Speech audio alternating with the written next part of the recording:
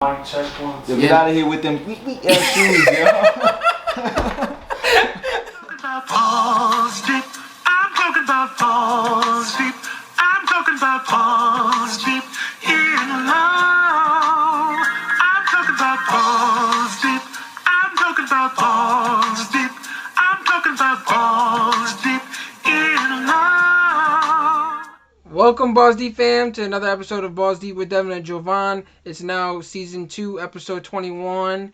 Appreciate you guys for making it this far. Appreciate the love. Appreciate the the loyalty. And I hope you guys enjoy the content we're spewing out. But as you can see, this episode I'm joined by Isaiah once again. He's filling in for Jovan. So Balls Deep with Devin and Isaiah once more. And on today's episode, we're going to be talking about some basketball. Mainly, we're going to be talking about the NBA and the trade deadline that just passed, and the buyout candidates that are luring around, and possible buyout candidates as well.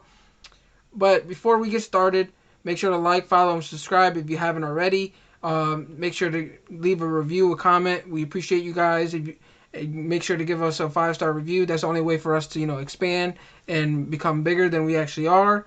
So like I said before in past episodes, you show love to us, we show love back. We're trying to do another giveaway, but we can't do that without your help. So we ask of you to continue to show love. But before we jump into the basketball or the NBA basketball, I want to talk about the NCAA tournament. Just the Sweet 16 is around the corner. It's begins Saturday. The reason why we waited for so long to drop this episode, we waited a day, we're a day late, is because of the trade deadline, and we wanted to see the moves that happen. But the NCAA tournament, it happens Saturday. Sweet 16 begins. For the men, it's been upset alert left and right. They're actually, I believe, one upset away from breaking the records for most upsets in the tourney, which is crazy. There's already one number 1 seed that is taken out. That's Illinois. They got blown out by, I believe it's Loyola Chicago. Oral Roberts not only upset number 2 Ohio State in the first round, they upset Florida in the second round, and they're looking to upset Arkansas this upcoming round, which is the number 3 seed in their region. And then the women, it's almost like every other year. The number one seeds seem to make it all the way. UConn's the favorite. I don't doubt them, and I hope they come away with it. Bucher is one. She's something else, and it's to the point where Diana Taurasi came out and said she's the greatest, to come out of the program, and she's not even out of the program yet. So, for one UConn great to praise a current UConn great, that says a lot. And think about it, Diana Taurasi came out of there, Sue Bird came out of there, Brianna Stewart came out of there, Maya Moore came out of there. There's a lot of women that came out of that program. So for her to say that Bucher is amongst the greats, and not just amongst the greats, she is the greatest, that just goes to show that we have something great on our hands and we should appreciate it. So let us know in the comments what you guys think about the tourneys, the men or the women. But now that we talked about that, we're going to jump into some NBA. And now that we covered, the NCAA tournament, just let us know what you think about the tournament in the comments below. Who do you have winning the men's tournament, and who do you have winning the women's tournament amongst the teams that are still remaining? But now that we're going to be jumping into the NBA and its trade deadline, it was a very busy trade deadline. It surprised some folks on how active some teams were. Amongst those traded, the notable additions to the playoff teams were George Hill to the 76ers, Aaron Gordon and JaVale McGee to the Nuggets, Victor Oladipo to the Heat, Rajon Rondo to the Clippers, Nikola Vucevic to the Bulls, and Norman Powell to the Blazers. That's not all the trades, but those are amongst those that involve current playoff teams. So my question to you, Isaiah, what did you think of the trade deadline? I know it was very active, and what were some of your favorite moves that that occurred? Thought it was a good trade deadline. Not one of the best we've seen, but I liked a lot of the moves in this deadline because I feel like a lot of teams where in other years it doesn't feel like they do what they need to. A lot of teams feel like they did what they need to this year rather than just going and doing stuff just to do it. I like how Orlando seems to look like they want to shift the culture and just, get the wheels turning on building a good basketball team, which it felt like they did by acquiring Gary Harris and some draft capital. I like, and it's funny too because the Heat, made the one move that they needed to, and getting Oladipo, and that just shows that their recipe, like the way they rock with their recipe, it worked. Like, what else we got? Yeah, I liked it. I liked it a lot. It's funny that you mentioned the Magic. Not many people are talking about the Magic right now because they're not in playoff contention. So a lot of the focus is on the playoff teams, and everyone seems to just say, Orlando's had a fire sale. Orlando had a fire sale. Teams should be calling up Orlando to for all of their players at this point. Yeah. But honestly, I feel like what they did was long overdue. And I feel like they could have done better. Like, not saying what they got in return was bad, because out of all the pieces that they got, I love that the acquisition of R.J. Hampton. I know you mentioned Gary Harris, but I feel like R.J. Hampton is very promising, and with the right development, he can be a star. So I'd like to see him next to Cole Anthony, Markelle Fultz when he's healthy, Jonathan Isaac when he's healthy. I would like to see Mo Bamba get some playing time. I'm happy Vucevic got traded for that instance alone, but they acquired Wendell Carter, who is a nice, young, promising big man, but Bamba's not starting, and he doesn't look like he might get a bump up in his playing time, but not much. But I feel like this was long overdue for Orlando. I feel like they should have traded Vooch before his contract was expired and they re-signed him, or even after they re-signed him, they could have traded him and moved him for more than what they got here, for instance. And Aaron Gordon, although some people think that he's just hitting his stride, he's just hitting his prime, I feel like they should have moved on from him a while ago, and they would have got more for him. Just look at last year around the draft time. They could have traded him to Golden State for the number 2 pick. And should they had acquired the number 2 pick, they could have went James Wiseman, or they could have went LaMelo Ball. And it seems more fit like they would have went with Wiseman, because I don't know why, but Orlando's infatuated with their big men. Even when they have a logjam at that position, they seem to just not care and go after it. Hence the Mo Bamba selection, because they didn't need Mo Bamba because they had Vooch, but they picked Mo Bamba anyway with the top 10 pick and didn't play him at all. So Wiseman seems like that would have been their selection, but I feel like LaMelo, even though they had Fultz, they could have. LaMelo could fit in any system in this league. I feel like you plug him in on any of the 32 teams, and he would have fit perfectly with his play style. And I feel like he would have been the superstar that they needed to kind of uplift that organization. And I just feel like these moves were so late that, yes, they got a good package deal for what they gave away, but they didn't get as much as they could have. And I'm just happy that they hit the reset button finally and realized they weren't good enough. But they have a promising future at that. So I'm looking forward to the development of these young pieces. The important part is they got something, unlike Houston, who just can't seem to get anything. They can't seem to get anything right. I mean, my favorite move, I was speaking with Jose, so our good friend Jose, earlier, and I asked him what was his favorite move about the deadline, and he mentioned the Rajon Rondo move, and a lot of people seem to be talking about the Rajon Rondo move to the Clippers. It sucks to see him on the Clippers. I know he avoided them in free agency, but he still found his way there. I think it was a good move for that team because they have a point guard. It sucks that they got rid of Lou Williams out of all people, but he wasn't playing like the Lou Williams that we're accustomed to. So, fresh start, fresh home, similar to Gary Harris. He's going to get a fresh home in Orlando, so hopefully that'll help him in terms of growing. But Rajon Rondo, that's a good move for a win now team. But for me, it's just hard to look past this Victor Oladipo acquisition, mainly because they acquired him for a bag of off-brand Skittles. Not even Skittles, some off-brand Skittles. They traded away a first-round pick swap, Avery Bradley, and Kelly Olynyk. And Houston, I know, was they were pounding the table for Duncan Robinson to be included in the trade, and the Heat kind of were hesitant, and they waited. And as it got closer to the deadline, Houston panicked and traded him for something rather than nothing. But they practically traded him for nothing because it looks like they're going to buy out Avery Bradley.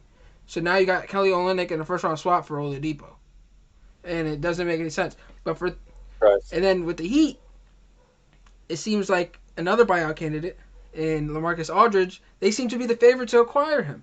So now to look at the Heat, I think they put themselves at the top two teams in the East, alongside the Brooklyn Nets, mainly because of their depth. Because now, if you look at it, they have Tyler Hero, Kendrick Nunn, Goran Dragic, Duncan Robinson, Victor Oladipo, Jimmy Butler, Andre Iguodala, Trevor Ariza, soon to be LaMarcus Aldridge should they get him, Bam Adebayo, and all their young players like Precious, KZ, Akbala.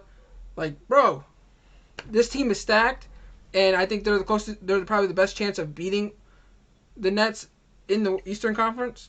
So it's just hard for me to look past that trade. Like all these trades are good trades, but that one was a steal. They definitely robbed them.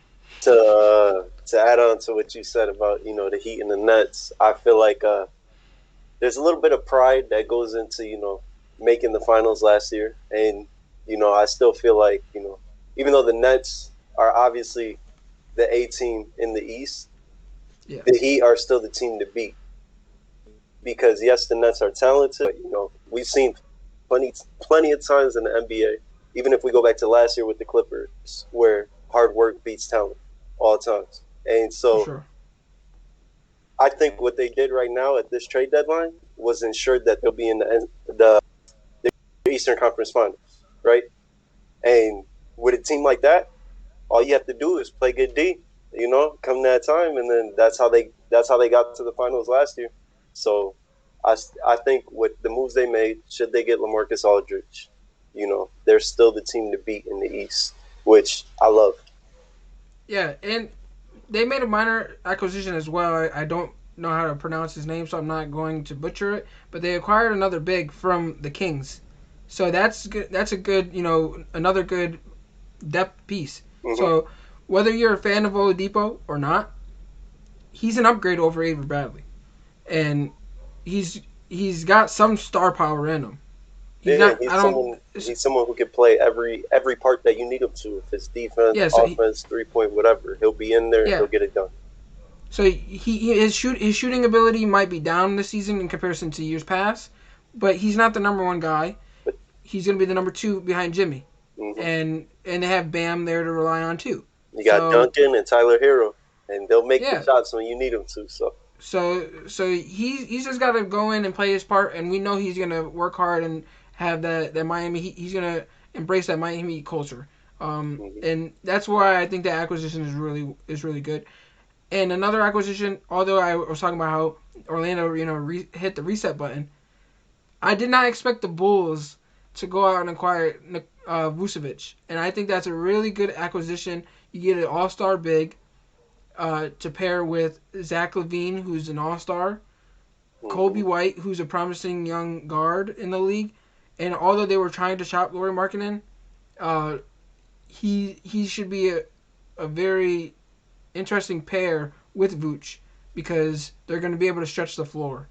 And this team, no one expected the Bulls to be this good this season, and they're going to continue to surprise some folks because now Vooch, instead of playing for a team that's out of the playoff picture, he's fighting to keep his playoff spot and if not get better. And I think Vooch is going to benefit playing next to someone like Zach LaVine because he's not going to be the number one guy anymore. He's used to being the number one guy in Orlando. He's not the number one guy. He's going to be Zach LaVine, and he's going to be the 1-2 punch. And I think these younger guys are going to thrive and build and kind of build off of that. They're not going to compete for a championship, but they're going to compete. They're going to be playoff competitors this season. Mm-hmm. What they're going to be in the future, that's all dependent on what's to come, and it might benefit Orlando to acquire all those picks that they receive for him. So, I think that was a very interesting signing. I think the Nuggets improved a lot. I don't know how much it'll benefit them come playoff time, but they were in the Western Conference Finals last season, and they just acquired Aaron Gordon, who's a promising four in this league, which now you have Jamal Murray, Aaron Gordon, Michael Porter Jr. You got Joker, like Will Barton. That's a nice solid five, and then you acquire JaVale McGee, who has some championship experience to back him up. It seems like every team in the West improved, or in the Western Conference playoff picture improved, except for one team that I'm not going to name yet because we're going to talk about them eventually, but they didn't improve because through trades, but they might improve through the buyout market, if you get what I'm trying to say. The thing that makes what the Nuggets did so good is when they came into the playoffs last year, I believe they came in with half their team injured, if not somewhere around there. But they showed that through these past years of them having Jokic and Murray, they built depth, and that's what you need for a team that's going to run for a championship. Aaron Gordon trade amazing because when Gary Harris went down, they showed they were like, we can compete. We can compete with these teams even without key players to our team. So now you go and get Aaron Gordon, who's someone who can play starting next to Jokic or coming off the bench to be an energizer, and it'll definitely help them. I don't know if it's what they need to get to the next level, but they're definitely moving in the right direction, which is a good thing. Yeah, I don't know if the move is enough to move the needle in a sense. And I know a lot of people like to use that saying, so I'm going to use it here. I don't know if it's enough to move the needle per se, but I think it's a really good addition to the team where they're going to be just as good, if not better. They're not. I'm not going to sit here and say that they're from the Aaron Gordon trade alone they got worse because there's no way that you can get worse. If anything is going to benefit them, if not, it's not going to change anything. The move, I honestly think the JaVale McGee move is going to benefit them more. It's not even because of his play. I think it's more of his experience that it's a young squad, so he's a vet now. So yeah, he's a young squad and he's a vet in the locker room. He's going to be able to share that experience that he had last year when he won the championship with the Lakers. Years past when he won the championship with the Warriors, he's able to share that experience and help this young squad, which I think is going to help them overall. And another move that was very interesting was Norman Powell to the Blazers. Norman Powell was balling out with the Raptors, and I know this firsthand because I have him on my fantasy team, and I don't know how I feel about this trade from a fantasy perspective, but I know in terms of reality, this move is gonna help the Blazers moving forward because Norman Powell is very versatile in what he's able to do. He can do it all, and he's currently in the best season of his career, and it's gonna add a spark to what the Blazers already had going. Like Dame's already in the NBA in the MVP conversation. CJ McCollum is just coming back from injury, but we know what he's capable of. Melo, Yeah, exactly. Melo is Melo. Like he's a bucket. He's a walking bucket. And then they got Nurkic coming back, which is going to benefit them. Like this team is making the right moves. I feel like every year they make a similar move. Like it's not a very splashy move, but it's one to kind of help them improve slowly but surely. Yep. Like when they made the trade for Nurkic, no one really knew. Well, I wouldn't say no one really knew who Nurkic was, but he was not like the one of the best bigs. But when he joins the Blazers, he plays like he's one of the best when healthy. Like He was the right it piece. is very impactful. So I think every team in the West is making moves, and it's as a Laker fan, it scares me a bit, but I'm hesitant in waiting because of this buyout market that's coming. Because as you know, Andre Drummond didn't get traded, so Hmm. and he got bought out by the Cavaliers, and we know he's been working out in Los Angeles as of late. So there may be some interest there on his part. There's rumors that he's going to be meeting with 5 teams, the Lakers being one of them. Should the Lakers add Andre Drummond, you can't really fault them for not making a move at the trade deadline. People were kind of bashing them for not doing so. The team's already solid. Hmm. There's not much more that they can do. Kyle Lowry, I feel like Kyle Lowry should have been moved if I was the Raptors. They didn't. I feel like the lose. Everyone keeps saying teams are losers because they didn't acquire Kyle Lowry. I think the Raptors are a loser for not getting rid of Kyle Lowry. For something, I feel like the asking price for Kyle Lowry was kind of redonkulous. Yeah, redonkulous, not ridiculous. I think they were asking for too much. They wanted the Lakers to part with THT, Schroeder, and KCP for Kyle Lowry, who could have just been a rental. Or they wanted the Heat to part ways with Tyler Hero.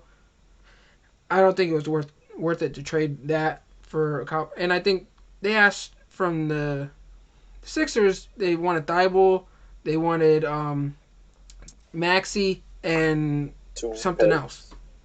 Yeah, I don't think it's worth it to get a Kyle Lowry. I mean, don't get me wrong, Kyle Lowry's he's a good All Star type of player, but for someone that's on an expiring contract and you don't know if he's going to resign, not worth it in my opinion.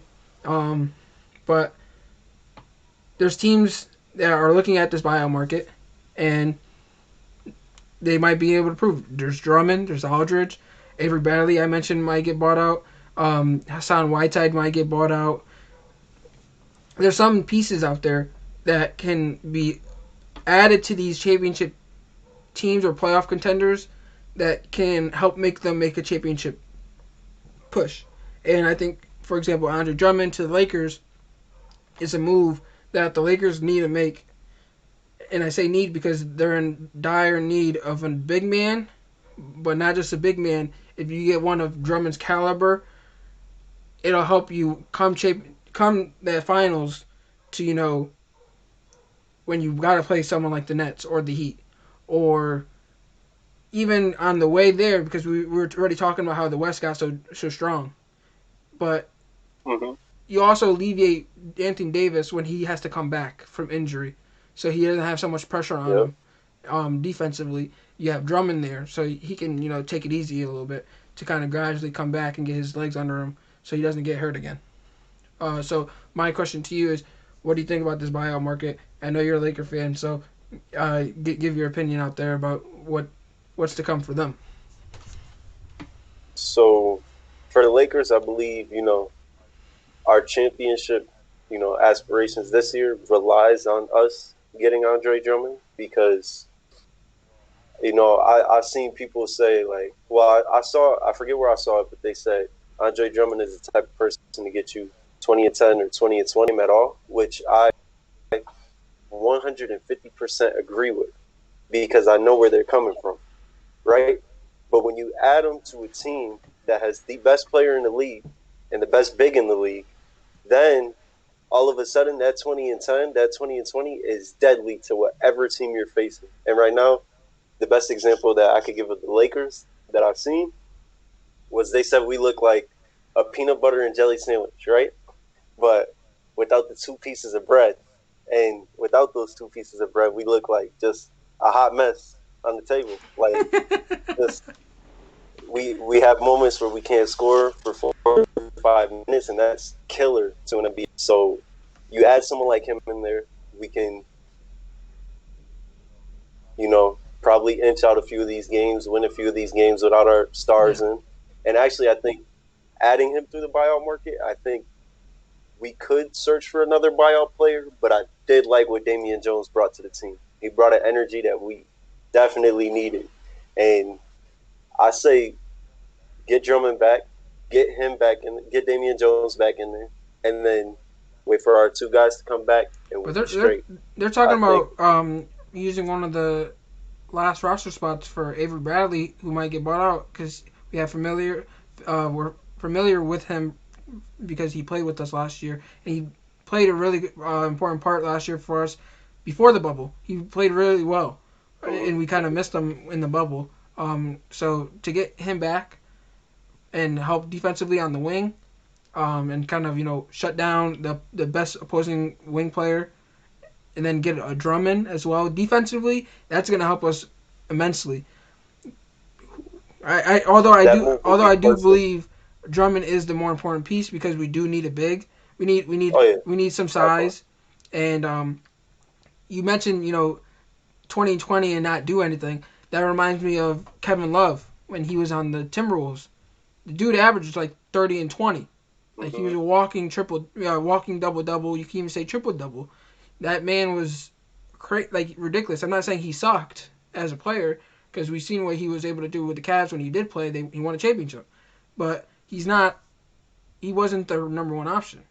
Like Drummond would be going to the Lakers as the third option at best, and then But he'll get everything he wants. He'll be a starter. Exactly. So he get the money. He's looking for a starting center spot. He'll be living in LA. He'll be playing next to two great players, which he's never done in his career with playing with the Pistons and now the Cavs. And he's gonna have some facilitators that some of the best facilitators he's played with in his NBA career. Because you're gonna have Schroeder there, you're gonna have LeBron there, AD is there, Marc Gasol is even there to facilitate should they have them both on the court at the same time. I don't think it'll happen, but he's able to talk in his ear as a former Defensive Player of the Year and kind of give him some pointers, even help him offensively with his facilitation. I think it'll be a good move, a very interesting move. I'd like to see how he fits on the team. I don't think it'll be a big problem, so I'm not worried, but I'd like to see something like that happen. I am worried, though. Should LaMelo Ball have been playing, I feel like, Charlotte could have been a tempting position for him. Mm-hmm. Although Charlotte's one of the teams that he's going to meet with, I don't think that's going to happen. The Celtics kind of worry me, too, because he'd automatically get a starting position there. Mm-hmm. But like I told Chris, our good friend from, the Expansion Pack podcast, go check him out. No one wants to go to that dusty-ass franchise. Bro, and as I mentioned to Jose before, the worst thing that they could have done in, I'd probably say, franchise history is trade Isaiah Thomas after all he did for them. Because not only did it hurt them as a personnel, like, immediately, I think long-term, as long as Danny Ainge is there, it's going to hurt them because free agents aren't going to want to go play there. Because they see... They're not going to feel safe. They don't feel like they're loyal to their own. So I think, and it was a prime example with Anthony Davis' dad when he said before he got traded to the Lakers, saying I don't want my son to go play there because look what they did to Isaiah Thomas. So Danny Ainge, I think his time in Boston should be up soon, especially because you needed a big man since Al Horford's been gone. Yet you haven't made any moves. They needed a big man. They tried to go get Aaron Gordon, but they weren't willing to give up, what they needed to get him. In the offseason, they could have got Miles Turner and Doug McDermott for Gordon Hayward, but they were getting greedy and tried to get, Miles Turner and Victor Oladipo. So Gordon Hayward went on about his day. They got the mid-level exception, and instead of going out and getting a big with that mid-level exception, you went out and got another wing, which you don't need because there's a logjam there, and Evan Fournier. his shooting ability should help them as a team, but they still need a big man. But what did they do? They traded Daniel Tice, which is probably their best big man on their roster, to the Bulls, and they acquired Mo Wagner, former Laker, but Mo Wagner is not moving the needle at all. He's not going to win you a championship at all. So I say our biggest competition for Andre Drummond is the Boston Celtics because he's from the Connecticut, New York area, so he'd be closer to home. He's also would get the starting position at center. I think he'd be a good fit there too, should he join them. But like I mentioned before, who wants to join that dusty ass franchise? My advice for the Lakers is once you get him in that room, don't let him out till he says yes. Give him whatever he wants. Hopefully we're we'll the first team him. to meet him because he's already in LA, so Yep. might as well. But I heard the Clippers are an option of his too. So Clippers, I'd say, would be good competition as well. Because if he wants to be in LA, obviously they're in LA as well, and you'd be playing with Kawhi, Paul George, and now Rajon Rondo. So that wouldn't be a terrible fit for him. And you have Serge Ibaka there to give him your championship experience. But I still think Yep. our biggest competition would be the Boston Celtics because they do play in the East, and we know the strength of the West compared to the East. I think he's going to go with the Lakers if he goes to the West, and should he want to stay in the East, Boston's probably his best option because right now they're the 8th seed, and I think with Drummond they could easily move up to the top 5 seed in the East, and kind of make a push. Not saying they'll win a championship, but they'll definitely make a push. So it's interesting to see how this buyout market plays out. Should everybody get waived or bought out, I'd like the Lakers to pursue him. Aldridge, if he doesn't go to the Heat, I'd like to see him reunite in Portland. I really do. I don't think he should have left Portland to begin with. I think he should have stayed. Should have never left. So I think that would be a good spot for him. I don't know if Portland is one team that he's meeting with. I know the Nets are meeting with him. I really hope he doesn't go to the Nets. I feel like everyone is just trying to I turn think up over there. had he not left Portland, we could have been talking about a Portland Toronto finals that happened in the year where KD was weakened. Yeah. Like the whole Golden State Warriors was weakened. I think that would have been the finals we were talking about. And Portland might have been champions, but that's neither here nor there. And I would have loved to see him back. and I think the Lakers are on his list of teams that he's meeting. I don't think it's as realistic. It's a big body, but I think our focus is more on a center, so probably a Drummond or Hassan Whiteside should he become available. So I'm. And we didn't even talk about if Drummond alongside Montrezl Harrell. That would be nice. That would be a high energy bigs. I would love to see that. But the NBA is getting interesting, and the Lakers. So as you know, this season there's a play-in, and it's official. It's not going to be like what they did last year. So there's a play-in between seeds 7 through 10, where 7 and 8 teams, seeds 7 and 8, they play each other, and the loser plays the winner out of 9 and 10, and the winner out of that gets the last seed. So the Lakers right now, I think, are currently in 5th place in the West. I could be wrong. Hold on, let me double check. And it's not like they're too far out. So they're currently they're in their 4th seed in the West, but they're only 1.5 games in front of the Nuggets and Portland. Portland's number 6, and they're 3.5 games in front of Dallas, who's number 7. Look, we already know AD's going to be missing at least 2 more weeks. LeBron's missing at least, I think, 5 weeks. So the Lakers might find themselves in the play-in competition scenario by the time these players come back. I think the fact that the rest of the team has to figure it out without these players might benefit them come playoff time because they're not going to be too dependent on these guys. But the Lakers should be worried because as long as they're a top 6 team in the West, it doesn't matter where they fall. They can go into anyone's building and win. I'm not worried about that. But having the play-in pressure from the start of playoffs is a problem. But to picture that, let's say they get the 8th seed. Let's say that. If you're the Utah Jazz and you got to play the Lakers in the first round, that's not a team you want to meet in the first round. So it might, but that'll be a really good first round matchup. But that's something that you don't want to see as a number 1 seed because you're supposed to have the You have to advantage. get your suits and ties ready. You have to have you're usually expecting to have the advantage, but in that aspect you have no advantage at all.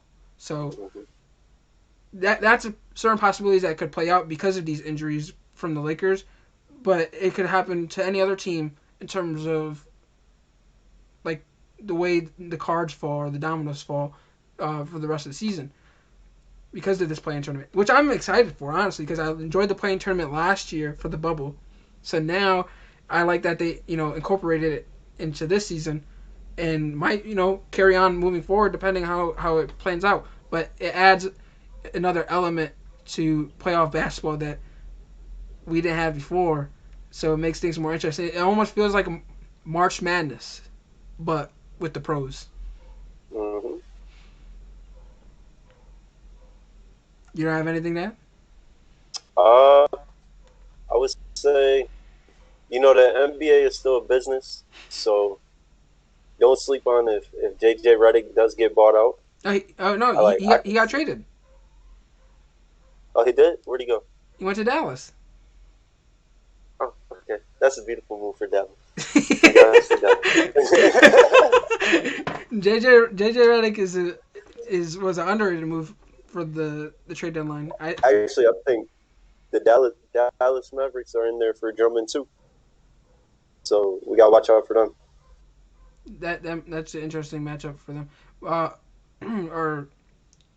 It's an interesting match, I should say, in terms of Dallas and Drummond. But JJ Redick, I like the move because he can score from anywhere, and you can't worry about Doncic too much because little JJ Redick gonna find a little hole to get open and make it. Yeah, so literally with no remorse. Literally, Dallas 1 through 5, you have to be careful because they can score. Like you got Doncic, you got Tim Hardaway Jr., you got JJ Redick, Porzingis. I forget who the center is currently, but should they get Drummond, that'll be an issue too. Like, JJ missed a very the underrated playoffs team for the first time last year, so he's coming in like an assassin this year, and he's not. He don't want to miss the playoffs again. He's ready to kill teams. Who are you talking about? JJ Redick. Oh, JJ Redick. Yeah, that was the one year he did. He was about to kill Zion. He told Zion that he better not mess up his streak. So right now Dallas is the number 7 seed, so they'd be considered within the play-in. So that's an interesting. If they are in the play-in, come time, I feel like JJ Redick is gonna break some team's heart. Well, you seen what Doncic did to the Clippers last year. I think the Mavericks would have won that series should Porzingis have been healthy, because Porzingis was killing the Clippers prior to his injury, and Doncic was killing the Clippers even without Porzingis. So I think they would have upset them, and the fact that Doncic now has some playoff experience underneath his belt, he has a killer next to him, and JJ Redick, who's probably one of the best shooters I've ever seen play in college basketball. So, and he's a knockdown shooter in the NBA now, and he's been in the NBA for years. So, to have him there, that's going to be beneficial to him, and that's the sleeper team. That's the team that you don't want to meet in the playoffs come first round. And right now, should the top 8 seeds make it and advance, regardless of playing, they play Phoenix. And I think that would be a very interesting matchup first round. That'd be amazing. That might be the best matchup for the first round. Because my man Chris Paul, My man I don't Kevin know Durant. about that because look, the Clippers would play the Blazers, Okay. I would. and I the would take the Lakers Blazers. currently and the Lakers would currently play the Nuggets. So I don't know about the best matchup Are of we? the first round. Are we talking about a healthy Lakers team? No, yeah, but I'm just saying I I'd don't know take a if 4-1 again. I don't know if it would be the best matchup of the first round. Is what I'm saying. I personally would say the Clippers Blazers would be the best matchup of the first round in the West. Should the 1 through 8 stand now in the East? I'd probably say if it currently stays as is, the 2-7 matchup between the Bucks and Miami. So Bucks Heat. Miami 7 or 2. Miami's currently 7. They still the team to beat. It's not gonna They, be that way. It's not gonna be that way. But should yeah. it stand, it'll that'd be the best matchup. But I'm Oladipo just expecting got to Miami to throw a few boost more up. shots up. He'll be good. They still the team to beat. I mean, the NBA season is just heating up. It's just getting more interesting. So, should any buyout candidates sign with any teams, just check out our Instagram and our Facebook. We'll definitely be announcing it on our stories. We'll throw it up there, and get your opinion. Stay tuned for our polls of the week every Wednesday. Our guy Isaiah actually is in charge of it. So, hey. So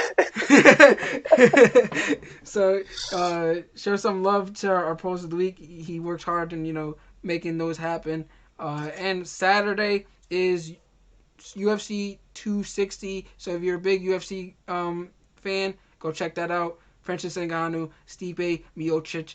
It's gonna be a battle. It's gonna be a dogfight. Isaiah already predicted he got Ngannou. I, however, have Stipe.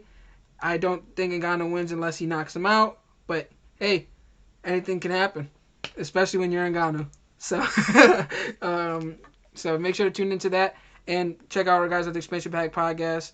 Check out our guys on SoundCloud. You got RJ Soj, you got Harv, aka Don from '96. So go check that out. Show some love, and until next time, peace. You're talking about balls deep. I'm talking about balls deep. We're talking about balls deep in love. I'm talking about balls deep. My boy's talking about balls deep. We're talking about balls deep in love.